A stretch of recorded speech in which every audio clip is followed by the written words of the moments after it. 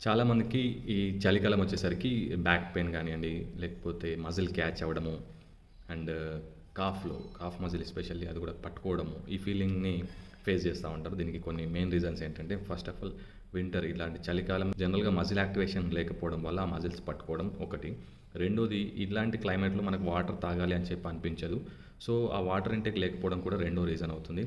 And regular exercise కూడా మనకు అలవాటు లేకపోవడం కూడా ఇదొక రీజన్. 3 రీజన్స్. సో, వీటిని ఎలా ఓవర్‌కమ్ చేయాలంటే, ఫస్ట్ మీరు వాటర్ తాగడం మీరు చూసుకోండి. ప్రాపర్‌గా తాగట్లేదు అంటే హాట్ వాటర్ పెట్టుకొని కొంచెం గోరువెచ్చగా నీళ్ళు చేసుకొని వాటిని సిప్ చేస్తూ ఒక 2, 3 బాటిల్స్ అవి క్లియర్ చేసుకున్నట్టు చూసుకోండి.